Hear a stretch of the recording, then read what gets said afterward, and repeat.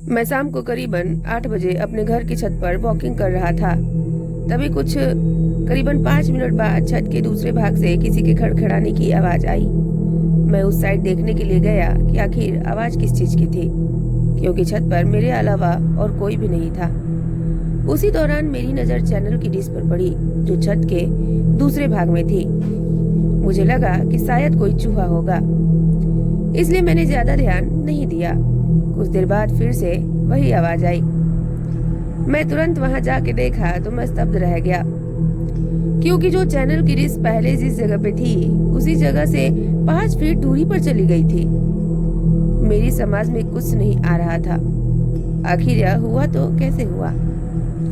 बाद में मैं उसी जगह खड़ा रहकर देखने लगा कि क्या अब मेरी नजर के सामने यह हिलती है क्या। देखते ही देखते अचानक वो डिश अपनी जगह से हवा में करीबन 2 फीट ऊपर उठकर नीचे गिरी और अपनी जगह पर हिलने लग गई। यह देखकर मेरे तो होश ही उड़ गए। मैंने तुरंत ही उस चैनल की डिश के मालिक को फोन किया और उन्हें छत पर बुला के सारी बातें बताई। पहले तो मेरी बात पर सुनकर उन्होंने यकीन ही नहीं किया, लेकिन जब यह हादसा फिर से उनकी नजर के सामने हुआ तो उनके भी होश उड़ गए। कुछ देर बाद आसपास के लोग भी इकट्ठा हो गए। लोगों को लगा कि शायद कोई भूत प्रेत होगा जो यह सब कर रहा होगा। फिर हम सब ने उस डिश को रस्सी से बांध दिया और फैसला किया कि कल सुबह ही इस डिश को यहाँ से निकाल कर फेंक देंगे। हम सब सो रहे थे, तभी मुझे छत पर किसी के घूमने की आवाज सुनाई दी, क्योंकि मेरा घर टॉप फ्लोर पे था।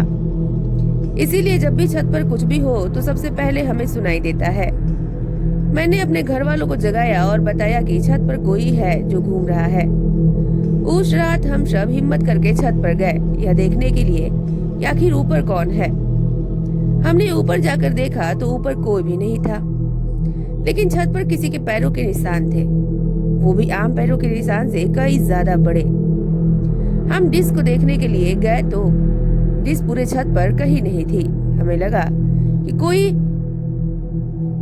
किसी ने उस डिश को कहीं फेंक दिया होगा, लेकिन पैरों के निशान ने हम सबको काफी डरा दिया था, क्योंकि आज तक ऐसे निशान हमने पहले कभी नहीं देखे थे।